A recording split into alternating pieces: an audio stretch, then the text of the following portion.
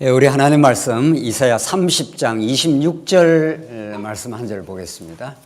이사야 30장 26절 말씀입니다. 차이신 줄 알고 봉독 드리겠습니다. 이사야 30장 26절 말씀입니다. 여호와께서 자기 백성의 상처를 싸매시며 그들의 맞은 자리를 고치시는 날에는 달빛은 햇빛 같겠고 햇빛은 7배가 되어 7날의 빛과 같으리라. 한 절 봉독 드렸습니다. 우리는 지난 여러 달 동안 우리가 같이 상고해온 이사야 말씀을 오늘 이제 총정리를 하는 시간을 갖도록 하겠습니다. 그동안도 이사야 말씀을 통해서 우리가 하늘 양식을 우리가 섭취하고 이 고단하고 고난 많은 세상 가운데서도 하나님 우리를 어떻게 지키시고 때로는 우리의 죄를 어떻게 폭로해내시고 그러나 하나님께서 그 모든 죄악을 싸매 주시는 여호와 하나님의 그 놀라운 그 은혜의 섭리, 여호와 하나님의 살아계심과 그 위대한 속성에 대해서 우리가 상고를 해왔는데 이제 오늘 그동안 공부한 것을 기억하시면서 오늘 총정리를 하는 시간을 갖겠습니다. 목자를 보시면은 우선 서론적으로 이사야서가 가지고 있는 그 신학적 가치, 이때 말하는 신학이라는 것은 이제 무슨 전문적인 학문적 이런 뜻이라기보다는 하나님을 알아가는데 필요한 참으로 놀라운 말씀이다 하는 것을 우리가 이사야서 그동안도 살펴왔겠습니다만은 한번 종합적으로 정리해보고자 한다 이런 뜻입니다. 두 번째는 이사야서를 바라보는 그 관점을 좀 정리할 필요가 있습니다. 그게 오늘 첫 시간 내용이고 이제 둘째 시간에 정리된 관점에 의해서 이사야 구조와 본문의 그 중요한 내용들을 우리가 살펴가므로 이사야서는 정말 놀라운 하나님의 은혜의 영광을 드러내는 말씀이구나 하는 것을 우리가 확인할 수가 있고 최종적으로 결론을 짓도록 그렇게 하겠습니다. 우선 먼저 이사야서가 가지고 있는 그 하나님을 하나님답게 알아가는 데 있어서 참으로 이사야를 읽지 않고 가능할까 할 정도로 이사야서는 구약의 결론과도 같기도 하고 신약을 열어주는 신약의 말씀 예수 그리스도의 오심을 열어주는 그런 놀라운 그 위치에 있지 않습니까? 특별히 이사야서는 오늘날 이 복음 진리가 희석되고 왜곡되는 시대를 우리가 살고 있습니다. 이 시대에 이사야서 말씀을 1장부터 66장까지 한 절도 빼놓지 않고 전체적인 구조와 주제에 비추어서 살펴가노라 하면은 어떤 말씀보다도 더 강력한 하늘의 메시지가 될 수 있어 보입니다. 이 시대는 세속주의라고 하는 그 망령이 유령이 떠돌고 있다 이렇게 볼 수가 있습니다. 하나님을 이미 잃어버렸고 세상의 가치 그것이 마치 인간의 행복을 약속해 주는 듯한 그런 현란한 세상 속에 우리가 살고 있는데 그 세속주의 다른 말로 말한다면 인간의 영광과 인간의 자기 행복을 추구하려고 하고자 하는 하나님 없이 말이죠. 거기에 대한 강력한 그 비판적 대안을 이사야서가 우리에게 전달해 주고 있습니다. 이 땅은 특별히 한 건세기에 들어와서 어느 나라와도 비교할 수 없는 그 풍요를 구가하고 있는 이 한국 땅, 한국뿐만 아니고 전 세계가 그렇습니다만 특별히 우리가 살고 있는 이 한국 땅은 몇십 년 사이에 어떤 나라도 따라잡을 수 없는 그런 경제적 풍요, 그런 것들을 지금 현 시대가 누리고 있습니다. 경제적 풍요 자체가 뭐 나쁘다 이런 뜻은 아닙니다만 거기에 감염이 되거나 세상의 풍요의 가치에 굴복이 되거나 그렇게 된다면은 그건 뭐 세상이 다 그런 거지만은 교회마저도 만약 그렇다면 그것은 하나님의 심판 속에 있다고 봐야죠. 왜냐하면 하나님 오롯하게 하나님의 영광만을, 하나님의 살아계신가 그 은혜만이 우리의 삶의 목적이 되고 우리의 기쁨이 되는 것입니다. 하나님은 아담 타락 이후 하나님께서 이 땅을 새롭게 만들어 가시고 이미 아담 타락 이전에 하나님께서 하나님 나라를 작정해 놓으시고 언약해 놓지 않습니까? 근데 하나님께서 한번 하나님의 나라가 얼마나 크신 은혜의 선물인가 하는 걸 알게 하기 위해서 하나님께서 아담 타락을 작정해 놓았습니다. 하나님을 떠나가는 것이 얼마나 고통스럽고 하나님 없이 행복을 추구하는 것이 얼마나 허망하다는 것을 알게 하기 위해서, 깨닫게 하기 위해서, 전도서 표현대로 헛되니 모든 것이 헛되도다. 하나님을 떠나가면은 그것이 얼마나 허망한 거라는 것을 온몸으로 깨닫게 하려고 이 땅을 섭리를 하고 계시고, 그 세속주의에서 우리를 건져내사, 허감의 권세에서 우리를 건져내사 사랑의 아들의 나라로 옮기신 하나님의 언약 성취의 그 섭리가 있음에도 불구하고, 교회가 만약에 세상이 추구하는 세상의 풍요, 인간적 행복, 그것을 교회가 거기에 굴복을 한다면 하나님께서 그런 교회는 심판을 하시겠죠. 이때 심판한다는 것은 뭐 완전히 지옥을 보낸다는 뜻이 아니고, 한번 이사야 표현대로 말하면 70년 포로 생활을 하게 하겠다, 이런 뜻이죠. 너희들이 성전에서 바알 우상과 아세라 목상을 섬기면서 그것이 우리를 행복하게 해주고 풍요하게 해주겠다고 그렇게 믿는다면은 내가 너희를 한번 붕괴시켜 버리고 말겠다. 그래서 싹쓸이를 하겠다. 그래서 70년 포로 생활을 거치고 돌아오게 해서 여호와 하나님의 영광을 누리도록 만들어주겠다, 이런 거죠. 그래서 이사야를 통해서 우리는 다음과 같은 것을 배울 수가 있습니다. 하나님은 세상 가치에 물든 기독교를 여지없이 심판하십니다. 무섭게 심판하십니다. 우리가 하나님 밖에서 가치롭다고 생각하는 것들을 하나님께서 붕괴하고 들어온다는 거예요. 우리 삶의 고난이라는 게 그런 겁니다. 여지없이 붕괴시키고, 그런 다음에 하나님을 사랑하고 이웃을 사랑하게 되는 하나님 나라의 온전한 회복을 하나님께서 꿈꾸시고 그걸 성취해 내십니다. 누구 안에서? 예수 한 분 안에서 성취를 해내십니다. 그것이 이제 구약 이사야의 맥락으로 말하면 하나님께 70년 포로 잡혀갔지 않습니까? 바벨론에 잡혀가서 돌아온다는 것은 상상할 수 없습니다. 바벨론이 그 시대에 가장 강력한 제국인데, 조그마한 유다 나라가 시드기야의 두 눈이 뽑히고 아들이 현장에서 죽는 그 비참한 결과를, 이게 죄악이라는 게 아주 비참합니다. 죄악이 쓴 열매는 그걸 통과하고 70년 데려갔기 때문에 거기서 돌아온다? 이걸 상상할 수가 없습니다. 어떻게 바벨론의 소나기에서 회복될 수가 있느냐는 것이.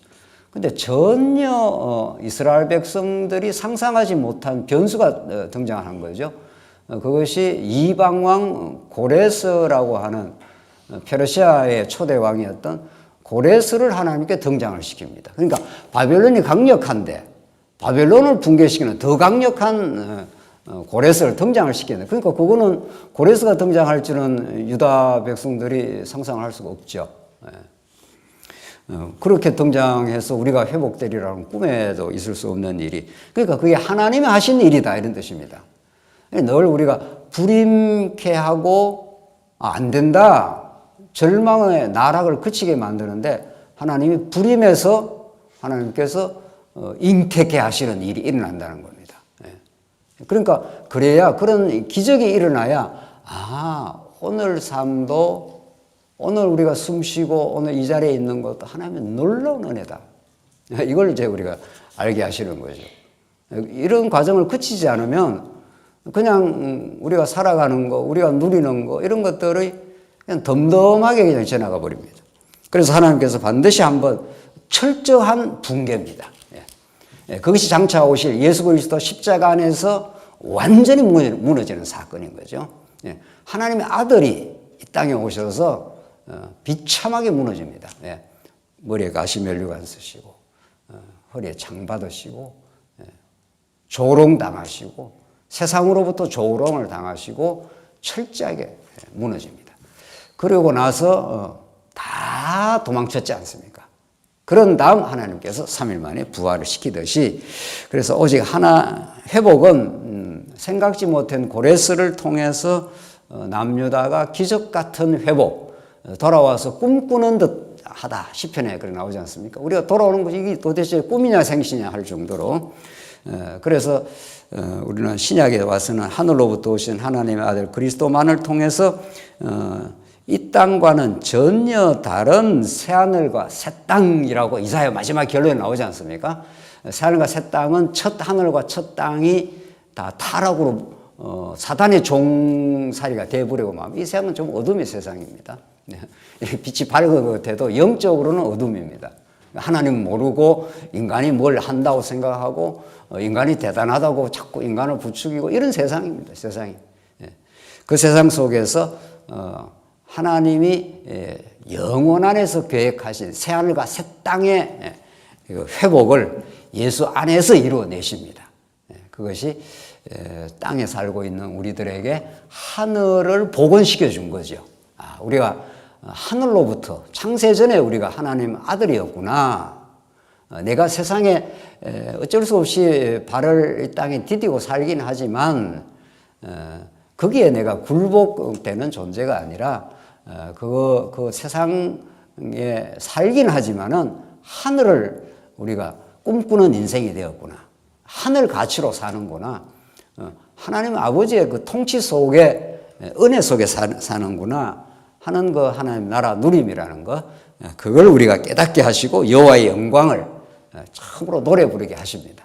이게 여호와의 영광이라는 우리 신약적으로 말하면 삼위 하나님의 그 영광을 하나님께서 우리에게 드러내시는 거죠. 이사야는 그런 책입니다. 그러니까 이사야는 세상에서는 읽을 수가 없는 책인 거죠. 세상에 이런 책이 없습니다. 왜냐하면 그 계시의 말씀이기 때문에. 세상에 뭐 수많은 문학 작품이 있고 수많은 철학 책들이 있고 수많은 뭐 지혜가 있는지 모르지만 그거하고는 전혀 다른 차원의 하늘의 진리를 이사야서가 전달해 준다. 그리고 두 번째, 선지서의 그 위치와 신학 중요성. 이건 서론에서 우리가 본문에서 많이 강조했습니다. 선지서는 역사서, 시가서, 선지서 이렇게 되어 있지 않습니까? 선지서가 구약의 결론이라는 거죠. 그래서 역사서를 우리가 충실하게 이제 공부할 필요가 있는데, 역사서를 공부하면 시가서가 이제 자연스럽게 떠오르죠. 역사를 통해서 하나님 어떠하신 분이 드러나니까. 그럼 왜 선지서를 왜 붙여놨는가? 이거 우리 많이 강조했지 않습니까? 선지서는 그 모든 것의 결론입니다. 하늘 메시지를 통해서 과거 역사를 해석해주고 오늘에 주신 하나님의 뜻을 가르쳐 주시고 미래를 하나님께서 조망해 주시고, 그러니까 과거, 현재, 미래 전체를 아우르는 영혼의 뜻을 가르쳐 주는 그게 선지서입니다. 하나님께서 선지자를 이 땅에 보내셔서 너희들이 어떤 놀라운 언약을 받았지 않았는가. 그런데 너희들이 그 언약의 뜻 가운데서 하나님께서 율법 언약에 비추어 보면 너희들이 다 죄인임이 드러났지 않느냐. 그럼에도 불구하고 하나님께서 싸매 주시지 않느냐. 그런 하나님은 이 장차 메시아를 통해서 새하늘과 새 땅에 그 놀라운 하나님 나라를 하나님께서 약속했지 않느냐. 이런 말씀이 이사야서니까 그 위치 자체가 매우 중요하고 정말 이사야서는 탐독할 가치가 있다는 거죠.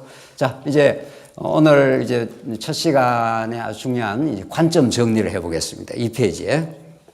이사야는 어떻게 봐야 1장에서 66장, 뭐 성경 중에 뭐 가장 긴 성경 중에 하나죠. 이 방대한 그 이사야서를 어떤 관점에서 볼 때라야 되느냐. 크게 세 가지로 나누어집니다.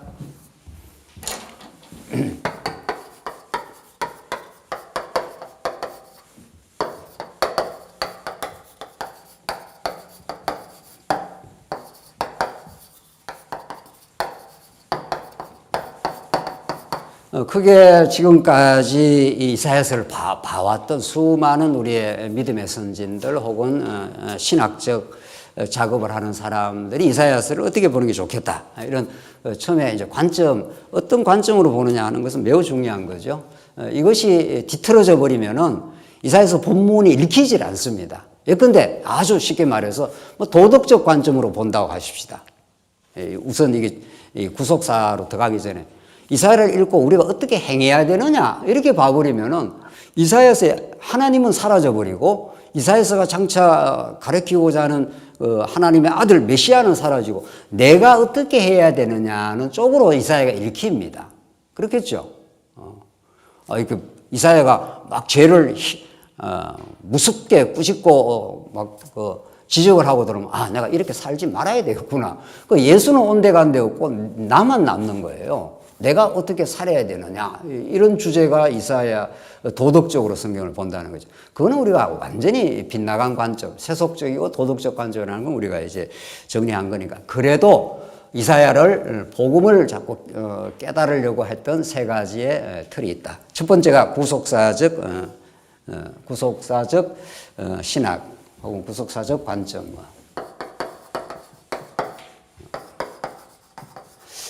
구속사적 관점이라는 건 인간이 하나님이 지은 인간이 타락을 해버렸다는 거죠.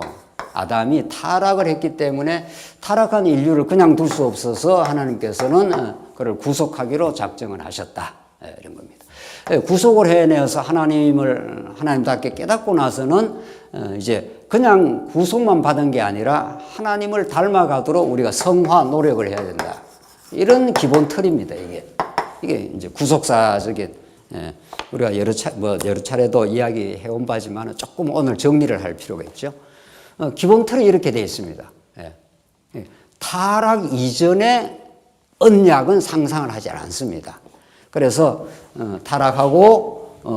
타락이기 때문에 하나님이 너무 안타깝게 보셨다 이런 거죠. 타락을 하나님께서 모르셨는가, 막을 수 없는가 이런 부분에 대해서는 이제 의문으로 남겨놓습니다. 우리는 그럴 리가 없죠. 하나님이 영원 안에서 모든 걸 작정을 하셨는데 인간이 타락하게 되는 것도 구속을 받는 것도 하나님 앞에 살아가는 것도 모든 건 하나님께서 만세전에 당신이 그 계획한 혹은 작정하신 그 모든 것이 역사 가운데 하나도 어김없이 펼쳐져 가고 있습니다. 그렇죠? 지금 이 땅에 어떤 일도 우발적이거나 우연적으로 발생한 일 없습니다. 그렇죠?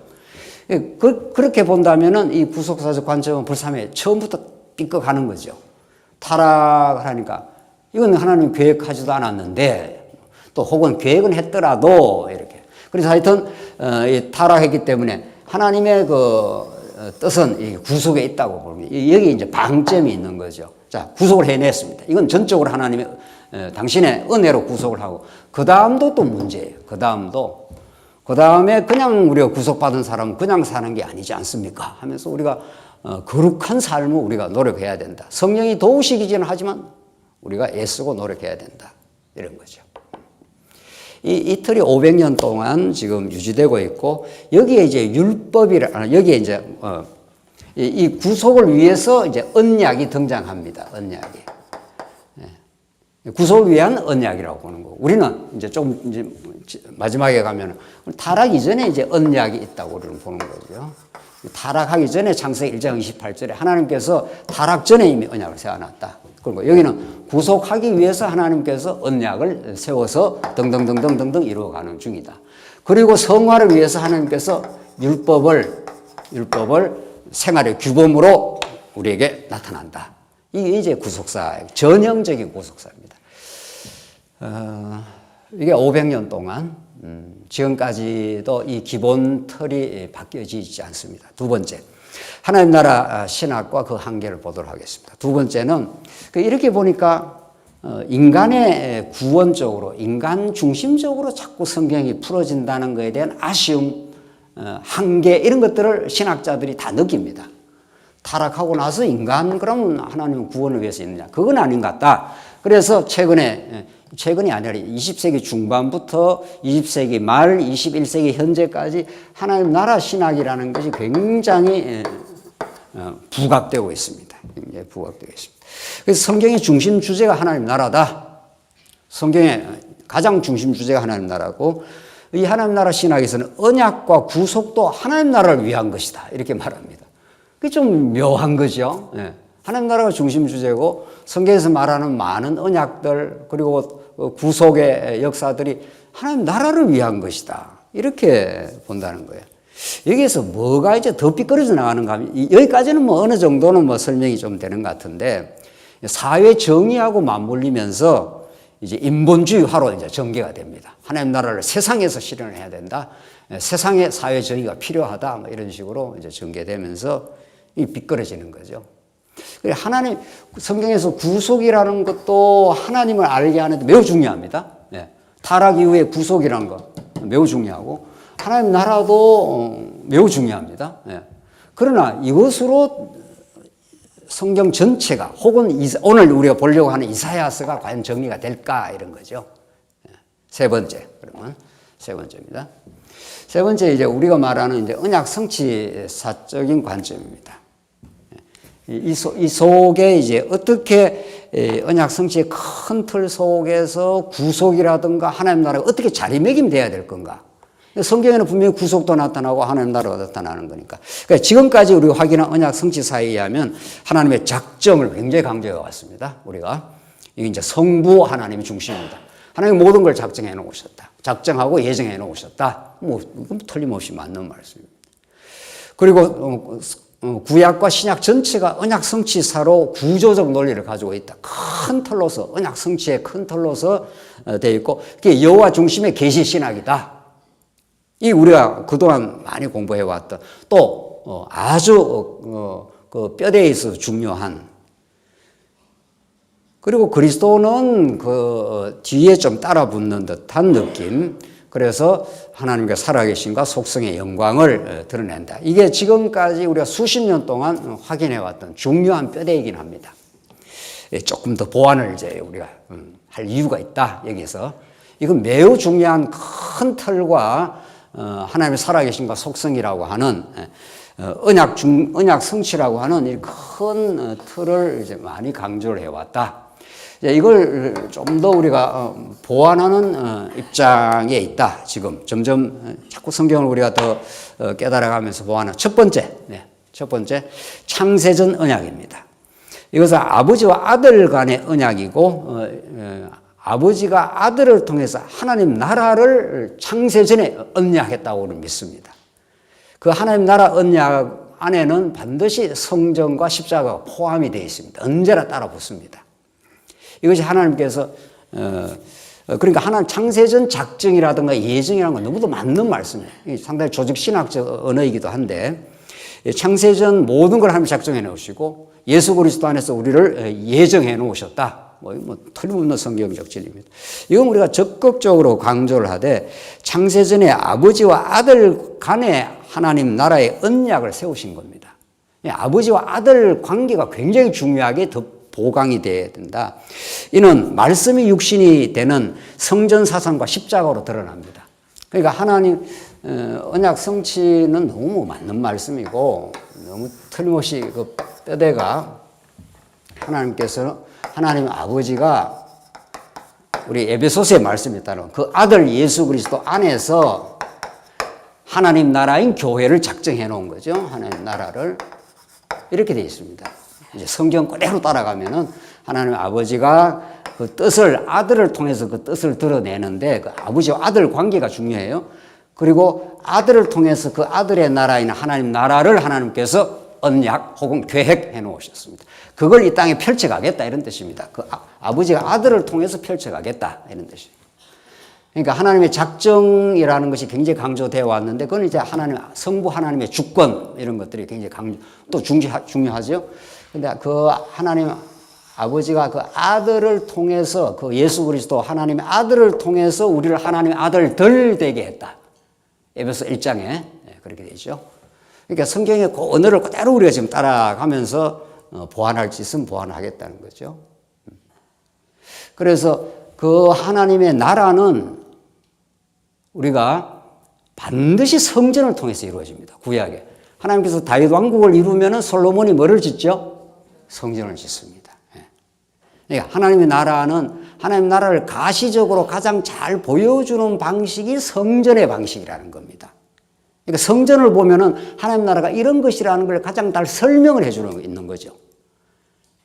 성전이라는 게. 그래서 이 하나님 나라라고 우리는 그냥 하나님 나라는 대표적 언어를 쓰고 있지만은 여기에서 그냥 하나님 나라 하는 건 그냥 그야말로 하나님 나라고. 지금 언약 성취사에서 하나님께서 언약의 내용으로서의 하나님 나라라 했을 때 여기는 반드시 그냥 두말할 나위 없이 성전이 따라 붙습니다.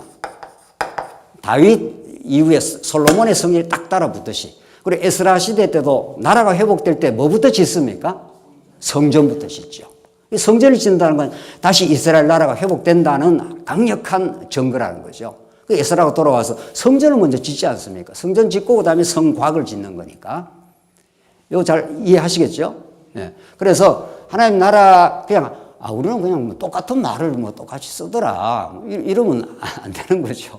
똑같은 용어를 써도 똑같은 용어에 담긴 의미, 개념이 지금 어떻게 쓰느냐에 따라. 그 성전이라는 건 반드시 누가 어린 양이 피 흘려 죽습니다. 죽어 사는 나라입니다. 그 아들이 십자가에서 순종함으로, 십자가의 죽으심으로 자기 백성 아들들을 살리는 나라. 그래서 이런 나라, 이런 하나님의 경륜, 하나님의 창세전 언약이 있다는 거죠.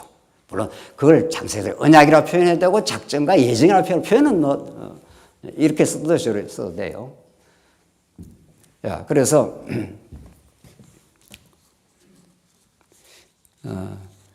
여기서 중요한 거는 이는 말씀이 육신이 되는, 우리 요한복음 우리 공부하고 있는데 말씀이라는 건 영원한 로고스 아닙니까? 하나님의 영원한 뜻인데 그것이 육신이 되는 방식으로 하나님이 이 땅에 예수가 성전을 이 땅에 장막을 치심에 우리 가운데 거하심에 하는 게 우리 가운데 성전으로 함께 하심에 이런 거란 말이죠. 그래서 말씀이 육신이 되는 성전 사상과 십자가를 늘 함축하고 있습니다. 이 창세전 언약은. 그래서 이 부분을 우리가 전에는 그냥 하나님의 살아계심과 그 작정, 뜻, 사상 뭐 이런 식으로 이야기를 했는데 그것이 다 틀린 말씀은 아니지만 좀 더 하나님과 그 아들을 통해서 하나님의 나라를 혹은 하나님의 성전을 하나님께서 계획해 놓으시고 그걸 통해서 하나님의 영광을 드러내겠다. 그것이 역사 가운데 그대로 이 뜻이 펼쳐진다 이런 거죠. 하나님께서 언약을 하시되 아담에게 언약을 한 건 둘째 아담 그 아들 예수 그리스도를 언약해서 이 땅에 하나님 나라를 하나님께 이루심으로 하나님의 영광을 드러내겠다는 것이니까요. 그래서 이 부분을 우리가 좀 더 오늘은 뭐 이거 자세하게 할 설명 시간이 없고 이렇게 우리가 지금 보완이 되고 있다 하는 거예요. 두 번째, 창세기의 처음과 계시록의 나중이 하나인 계시입니다. 창세기에서 우리가 하나님께서 창세기 1장 28절에 하나님 나라 언약을 세우지 않습니까? 자손 땅 통치가 이게 언약이면서 그 언약 성취는 뼈대로서 아주 중요합니다. 언약의 내용이 뭐냐 했을 때 언약의 하나님 나라 아담과 맺은 언약이 자손 땅 통치니까 이렇게 하나님께서 에덴 동산을 하나님 나라로 만들어 약속하시고 에덴 동산에서 한번 보여주신 거죠. 그게 그 하나님 나라가 얼마나 아름다운가를 아담과 하와의 결혼을 통해서 이렇게 보여주신 하나님은 역사를 진행하고 새하늘과 새 땅에서 계시록 21장과 22장에서 그걸 하나님 나라를 완성하는 모습까지 계시록에 딱 붙여놨습니다. 마지막에 21장, 22장에. 이제 첫 하늘과 첫 땅이 없어졌고 새하늘과 새 땅이 이 땅에 새 예루살렘이 이제 내려와서 이 창세기에서 말한 특히 창세기 1장에서 3장에서 말하고 있는 그 하나님 나라의 언약과 그 모습을 그리스도를 통해서 새하늘과 새 땅에서 계시록 21장, 22장에서 완전하게 보여주십니다. 그러니까 처음과 끝을 나는 알파요 오메가라, 나는 처음이요 나중이라 하는 이 처음과 나중을 하나로 딱 만들어가지고 하나님이 어떤 분인가를 계시하고 있는 거죠. 그래서 이는 종말이 시초로부터 시작된다고 하는 종말론적 하나님 나라 사상을 통해서 영원하신 하나님을 계시하십니다. 그러니까 자 보십시다. 이게 시작 아닙니까? 시초죠. 시초 하나님이 태초의 천지를 창조하실 때 뭐를 염두에 두겠습니까? 종말을 염두에 뒀습니다. 그렇겠죠? 어떤 사람이 집을 짓는 설계사가 이 집은 100평에다가 한 2층 집으로 지어야 되겠다. 이렇게 그 설계사 설계를 할 때 100평이라는 땅이라든가 3층 집이 아니라 2층이라든가 2층 꼭대기는 어떻게 하겠다라든가 이런 것들이 그 설계사의 마음속에 처음 시작에서 끝까지 들어있습니까? 안 들어있습니까? 완벽하게 들어있습니다. 인간도 그렇게 합니다. 인간도 어떤 자기가 사는 집을 지을 때 처음과 끝을 이렇게 딱 쥐고 있습니다. 그러니까 처음 시작할 때 과정이 어떻게 전개될지 잘 모르고 있다가 그때마다 하나님이 반응을 한다든가 이게 아담이 타락을 했네? 그래 하나님이 깜짝 놀라가지고 에덴 동산이 헝클어져 버렸다고요. 그래서 갑자기 하나님께서 여인의 후손을 보내가지고 뱀을 어떻게 하려고 했다. 이런 게 아니라는 겁니다. 그렇게 될 수가 없어요. 그러면 하나님이 전능하신 분이 아닌 거죠. 여러분과 제 인생사에 우리 교회 역사에 일어난 어떤 사건도 하나님의 계획 속에 당신의 영광을 우리의 죄인됨을 당신의 은혜를 드러내는 치밀한 계획 속에 진행이 되고 있습니다. 그렇죠? 그래서 창세기 1장에서 어떤 계획을 딱 세울 때 그 계획이 한치 오차없이 착착 진행됩니다. 착착 펼쳐갑니다. 정말 여기에는 뭐 조금도 빈틈이 없는 거죠. 그래서 계시록에 가면은 그 창세기 1장에서 약속한 그 나라를 그리스도를 통해서 그 아들을 그리스도를 통해서 그 나라를 완성하는 게 드러납니다. 이게 우리가 하나님의 영원한 계획이었다. 이렇게 우리가 이해를 한다는 거죠. 이렇게 해야 우리 인생사가 정리가 되는 거죠. 그래서 3페이지 한번 봅시다. 3페이지 이사야 46장 10절을 한번 같이 한번 읽어보겠습니다. 이사야 46장 10절입니다. 이사야. 정말 이사야서에 지금 우리 이사야서를 어떻게 볼 건가, 지금 어떤 관점으로 볼 건가인데 이렇게 했습니다. 46장 10절 이거 같이 한번 읽어보시죠. 시작. 내가 시초부터 종말을 알리며 아직 이루지 아니한 일을 옛적부터 보이고 이르기를 나의 뜻이 설 것이니 내가 나의 모든 기뻐하는 것을 이루리라 하였노라. 그 처음에 뭐라고 돼서 내가 시초부터 뭐를 알린다고요?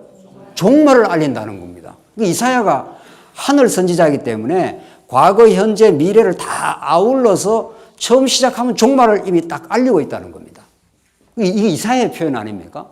이사야는 여기에서 주신 말씀이지만 사실은 하늘의 계시를 받아서 내가 처음에 시초에 어떤 계획을 스타트를 했을 때 마지막에 어떤 것을 이루겠다고 하는 그걸 딱 알고 하면 시작을 한다는 겁니다.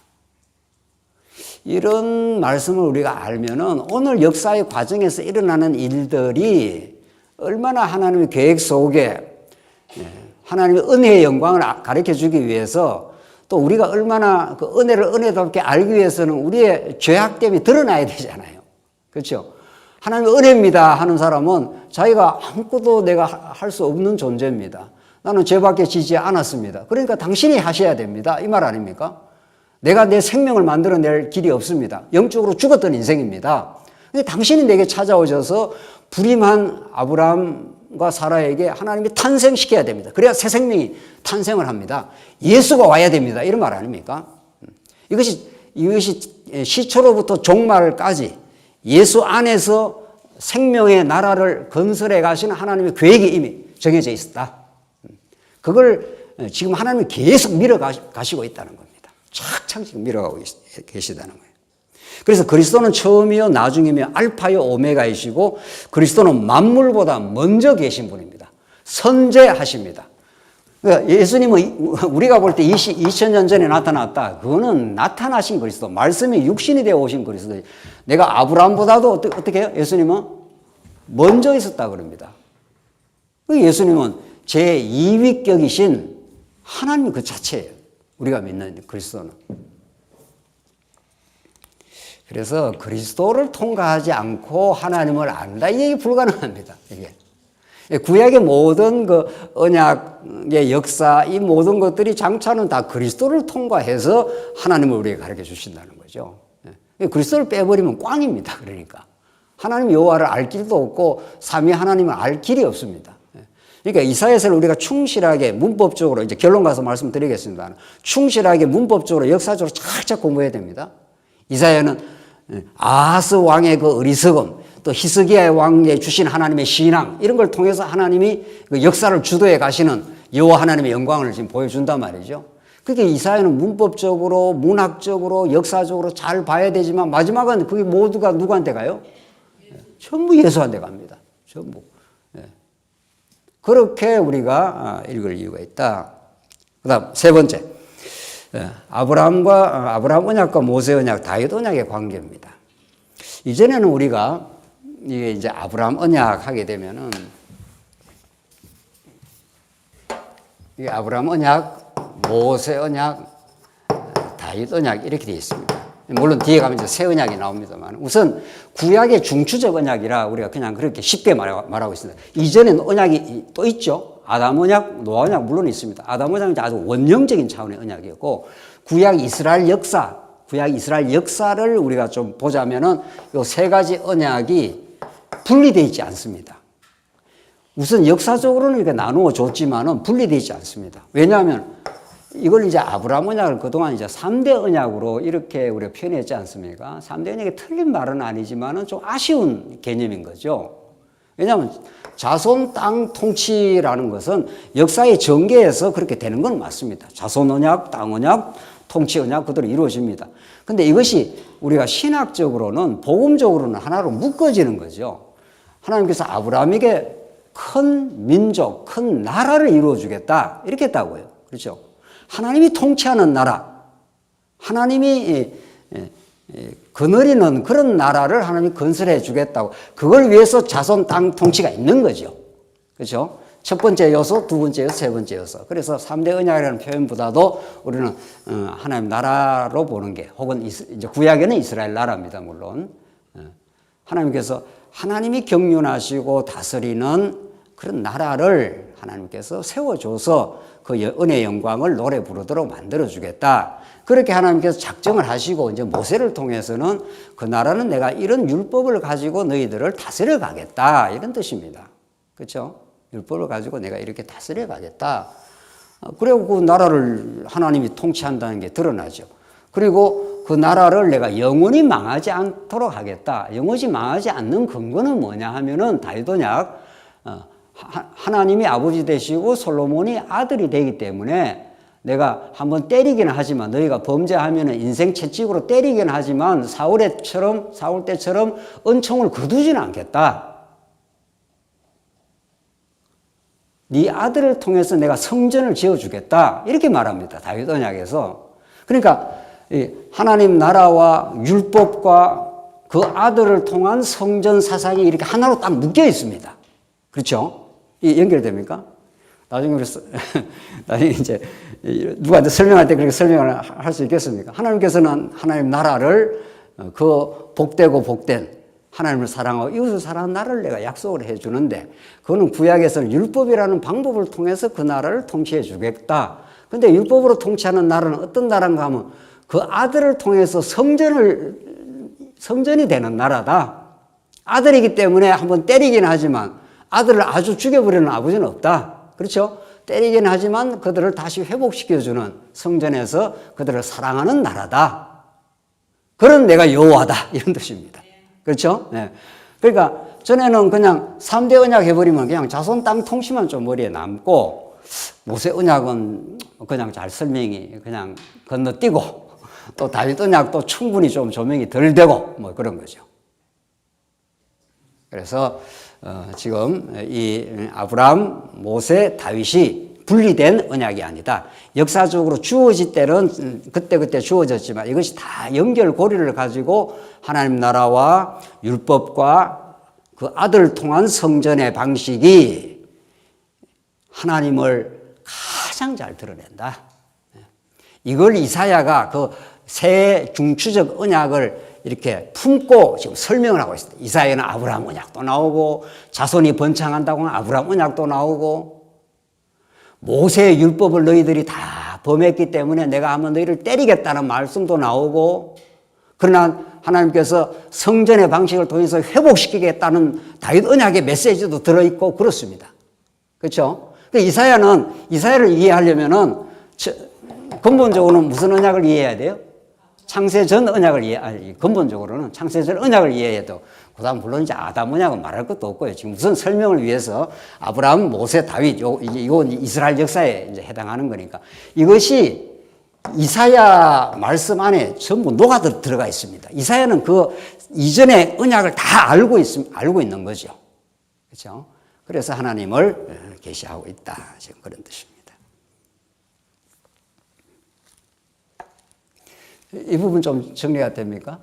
네, 이사야는 지금 이전 어떠한 창세전 근거와 구약 언약들을 근거로 해서 된다. 그리고 이제 네 번째, 지금 보완점 네 번째, 새 언약에 근거한 하나님 나라입니다.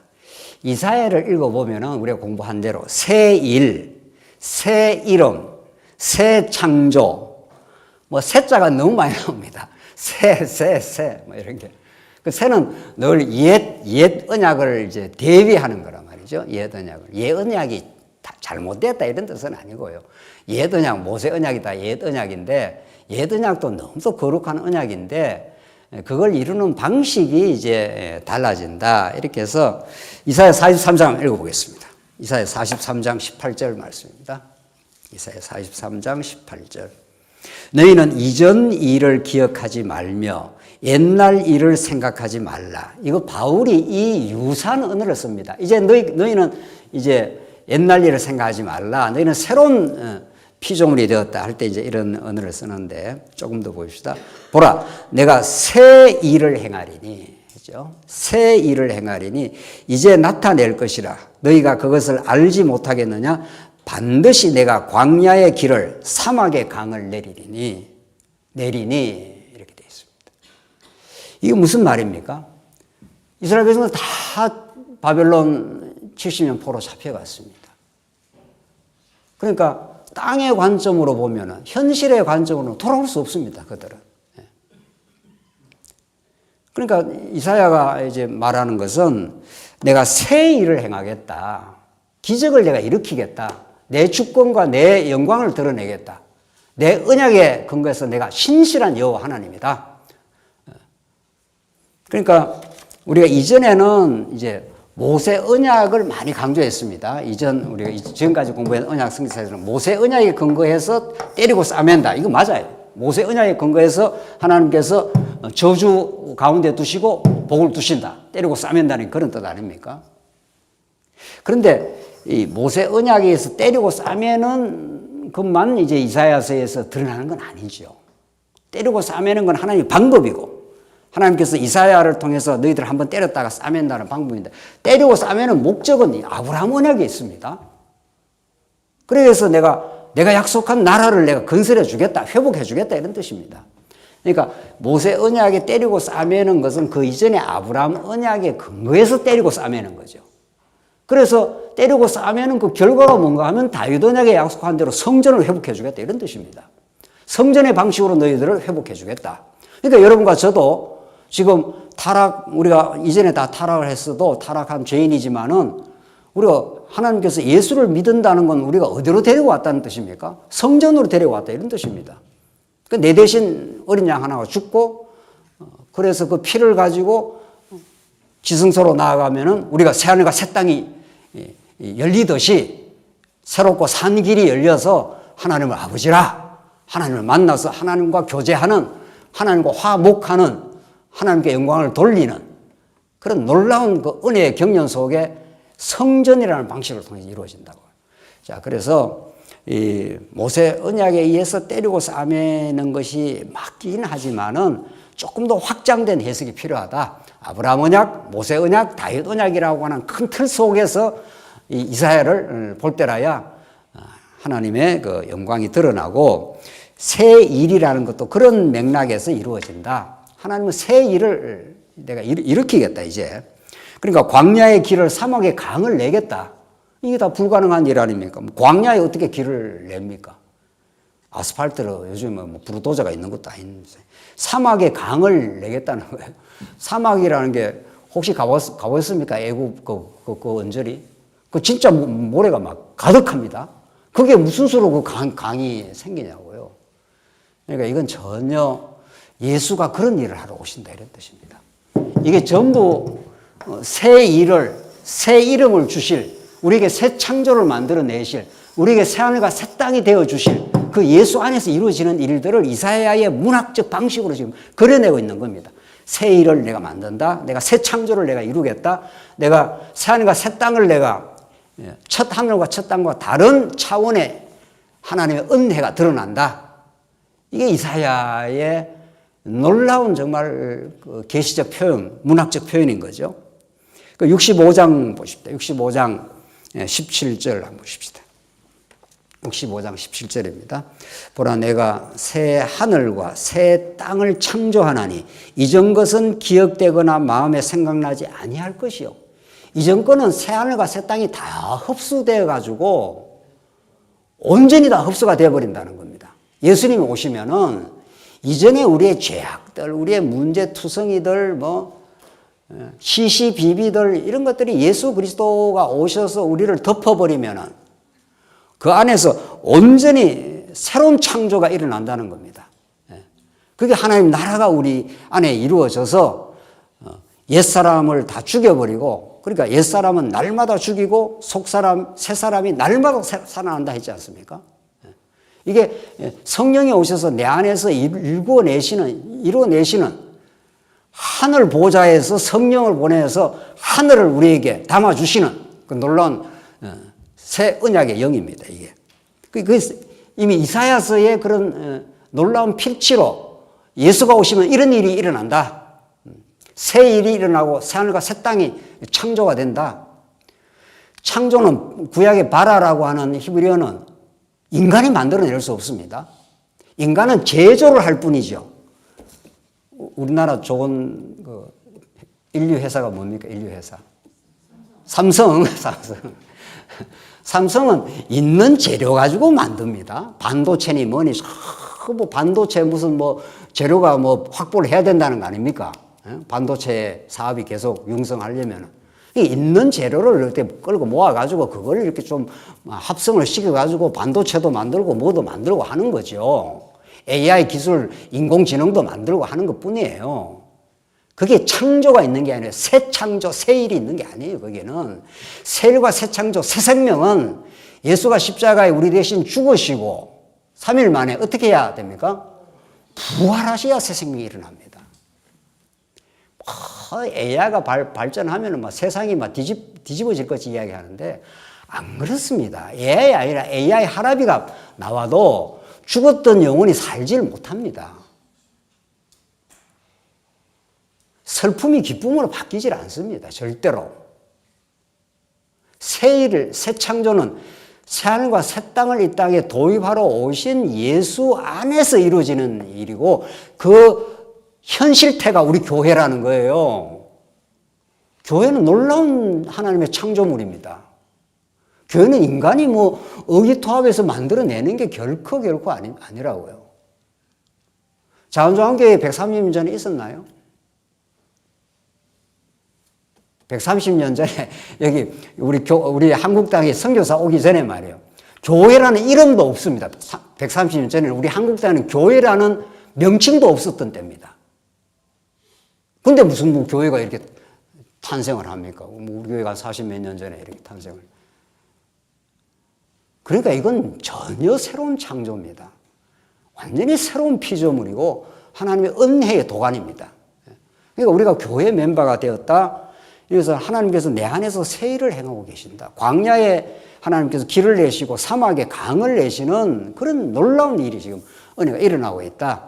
이게 이사야가 이사야적 표현으로 장차 오실 메시아 그리스도 안에서 이루어질 새 일과 새 창조와 새 하늘과 새 땅을 그렇게 설명을 하고 있고, 이건 마침내 계시록 21장 22장에 가면은 여기서 이미 아담에게 약속한 걸 모형적으로 보여주고 예수 안에서 실체적으로 이루어주신 하나님은 영원히 이룹니다. 영원히.